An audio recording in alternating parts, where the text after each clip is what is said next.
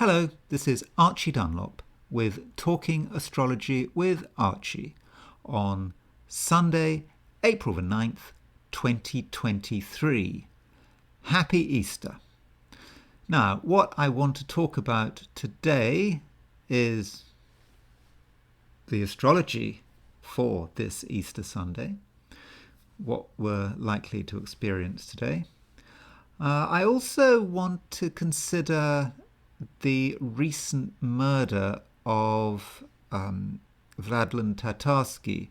He was a Russian military blogger who on April the 2nd was blown up in St. Petersburg in the West. They were talking about, it's some rivalry, power struggle in Russia, or someone in Russia wants to shut him up. But really, outside the Western mainstream media, it's pretty obvious that it was the Ukrainians that killed him, that the Ukrainians wanted to shut him up for whatever reason, best known to themselves.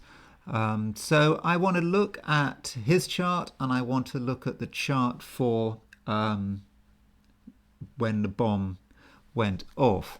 Then I will look at today's astrology, and I will finish by looking at the I Ching.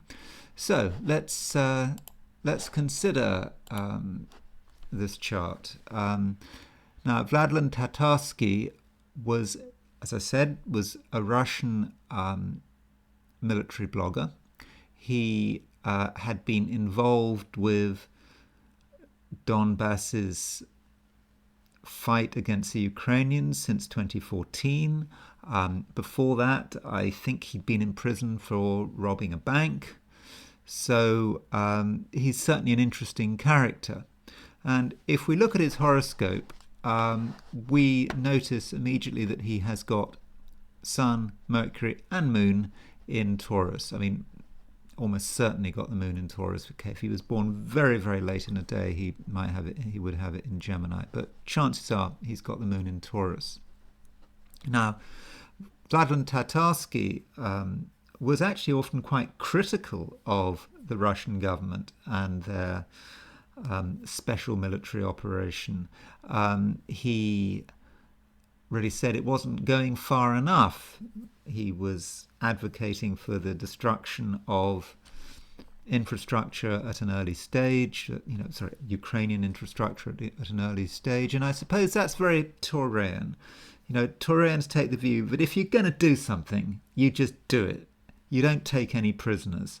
He is born in late April, and there are some quite fanatical Taurians born at this time. I suppose from an American perspective, Timothy McVeigh, for example, who's responsible for the Oklahoma bombing, he was a Taurus, born right at the beginning of Taurus. He believed, having looked at Waco and the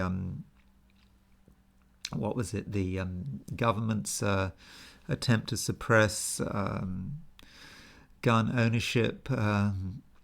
He thought it was worth dying for, worth committing this massive atrocity in Oklahoma City, and for which he was executed. Another Taurus born right at the beginning of the sign was Guy Fawkes. Guy Fawkes was the man who was responsible for the gunpowder plot. He put a load of gunpowder underneath the English Houses of Parliament, but he was caught just in time, and he had a fairly horrific death. But he believed it was worth fighting for. Another Taurus terrorist is Andreas Baader. I don't know if you know much about Germany. I mean, not what I do really, but the Baader-Meinhof gang was very big in the 70s, and I think he was born on May the 9th. He believed it. It was important. You've got to pursue it to the end, even if that means dying in the process. In Russia, Lenin was a Taurus. Karl Marx was a Taurus. So, Taurians are pretty fanatical. and they can be pretty violent. And the fact that Vladlen Tatarsky was a bank robber kind of makes sense. You get into bank robbery and then you get into the military side of things. I think Stalin, who was actually a Sagittarius, was a bank robber before he got into politics and became General Secretary of the Communist Party of the Soviet Union. So yeah, he is a fanatic, and he believed in pursuing things to the very end, and we can see this here. There's his sun at 4 Taurus, opposition Jupiter at 5 Scorpio. It's really someone who is really prepared to just keep going and really doesn't care how far it's taken. And these are in a fixed sign, and so he's quite an obsessive person, I would guess. Yet there is a softer side to the chart. Remember, he's a military blogger, appeared on Russian television. There's his Venus in Pisces, sextile Mercury at 19 Taurus. I don't know anything about him, but it would seem that he was able to communicate very well, which I suppose you have to do if you're going to be a blogger, and so that's certainly helped. Now, I should point out that there's his Uranus at 3 Sagittarius, his Mars at 2 Libra, a Mars-Uranus sextile, so violence and warfare and that kind of stuff really came naturally to him.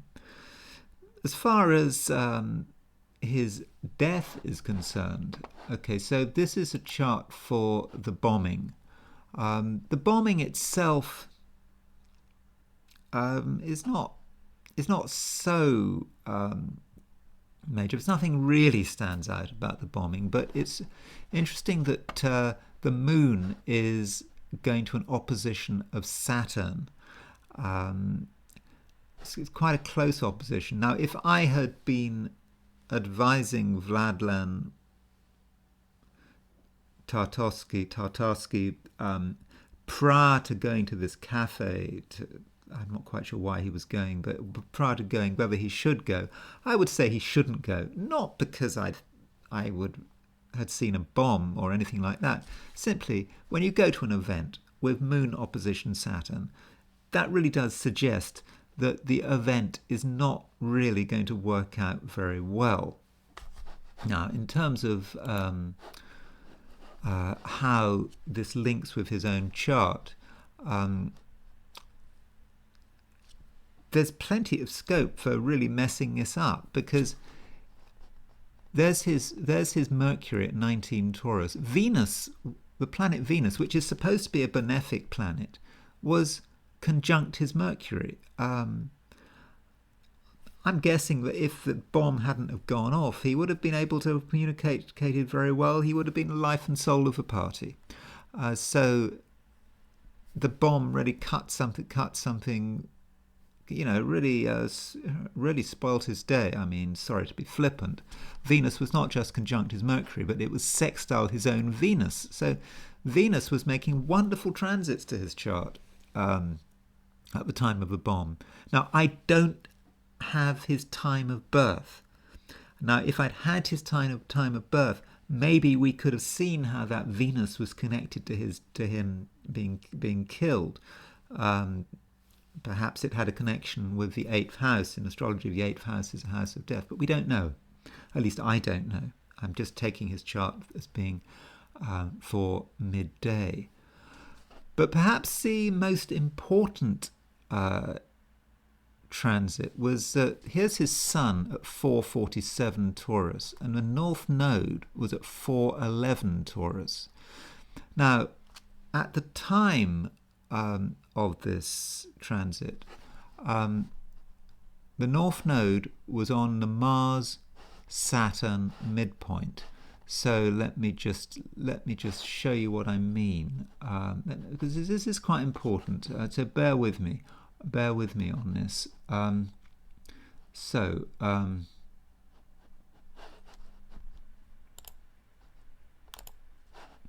St. Petersburg bomb, here we go. So there is Mars, there is Saturn, and so the North Node is sort of on the midpoint of the two. And it's not exact, but when you've got North Node on the Mars-Saturn midpoint, it suggests that something is being cut off.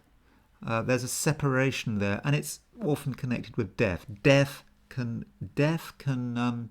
bring something to an end. Now, that North Node on the Mars-Saturn midpoint, which I actually highlighted, when it was exact, when I was talking about early April, the very beginning of April, it would have been exact for everyone. Why does it affect him in particular? Why did he die then? This is just hindsight. What was it all about? So the way I see it is that if one tries to be spiritual about it, the North Node is where you're supposed to be going to. It's the future. If you believe in reincarnation, it's about something karmic. The idea that maybe it's time to move to a different place. So with North Node on the Mars-Saturn midpoint, conjunct his natal sun, I think this North Node was perhaps saying that, well, it's time to go. Maybe he can do, maybe he's done what he's going to do on this planet. Maybe his karma on this planet was to agitate for Donbass, getting shot of Ukraine, doing what he can, and he's perhaps done what he can do, and there's nothing more he can do in this incarnation, and it's time for him to move on. And so the North Node is symbolic of that separation. That doesn't diminish the fact that he was murdered. He was murdered I'm fairly sure he was murdered by Ukrainians, and what it was done was trying to shut people up, and it was an attack on free speech. And I believe that is completely reprehensible. Now, as far as today's astrology is concerned, I've probably gone on rather too long on Vladlen Tatarsky's chart. As far as today's chart is concerned, we see the moon is now in Sagittarius. Now, on the surface, that sounds good. We've had the moon in Scorpio, which is, it's been a bit grim, over-emotional. So you would have thought that the moment the moon goes into Sagittarius, there's going to be a big sigh of relief. Unfortunately, the moment the moon goes into Sagittarius, it makes a square to Saturn. So that means that there's a sense of emotional inhibition. We can't really get everything we want. And moon in Sagittarius is very enthusiastic. It likes to be honest. It likes to say what it thinks, yet it immediately hits a block. So yes, we might want to be tactless. We might want to be brutal in terms of telling everyone what's on our mind, but we're gonna feel as if we're hitting a brick wall, and that is going to make today, for many of us, not great, because of that frustration. At the same time, I notice there's an interesting midpoint here that involving hypothetical planets. The hypothetical planet Hades, which is connected with garbage and cemeteries and death, is on the Mars-Kronos midpoint. Kronos is about the government. So some people may be really concerned about the government and the government causing trouble, the government trying to destroy us. It may be paranoia, but it is going to be a concern. Even though it's Easter and we're not supposed to be worrying about politics and all that kind of stuff on Easter Sunday, the government can do a lot of bad things because the government doesn't rest over the holiday. So those are the main themes for today. I should point out also that the Sun is moving ever closer to Jupiter. This is bad for Jupiter, good for the Sun. Jupiter is a fortunate planet, so when the Sun hits Jupiter, it benefits. But Jupiter is being combusted, and so some of our ideas and philosophies and so forth may feel as if they are under pressure. And if you're a Sagittarius or a Pisces, you may particularly feel this. You may feel that something is combusting you, something is preventing you from expressing what you're trying to express, and you may feel that your plans for the future are not being respected. Now, as far as the 12 signs are concerned, Aries, 3 stars. Action is fine, provided it's moral. Taurus, 2 stars. Where there's people, there's complications. Gemini, 3 stars. Partners don't like your priorities. Cancer, 3 stars. A messy room is how you interpret it. Leo, 5 stars. You're getting luckier by the hour. And the reason I say that is because the Sun rules Leo. And there's the Sun, it's moving ever closer to Jupiter, and the Sun can benefit from its conjunction with Jupiter, which is now less than 2 days away. Virgo. Greta Garbo was a Virgo, and she wanted to be alone. Libra. Oh, and Virgo, I give that 4 stars. Libra, 2 stars. The first phone call hits a dumb note. Scorpio, 2 stars. If entertainment costs money, it's not worth the effort. Sagittarius, 4 stars. Be the spark that jumps the obstacle. Capricorn, 3 stars. Yet again, you're the restraining influence. Aquarius, 2 stars. You know it doesn't make sense. And finally, Pisces, 4 stars. Just because it's Easter Sunday doesn't mean that you can't plan for the future. Now, there's the final thing I'm going to say, and I'm going to talk about the I Ching. Now, I cast the oracle for today, cast 3 coins, and I got 37 locked, and 37 is the family. Sometimes the I Ching just says it as it is. It's Easter Sunday. We should all be staying at home, and we should be focusing on our family, and we shouldn't expect much to happen.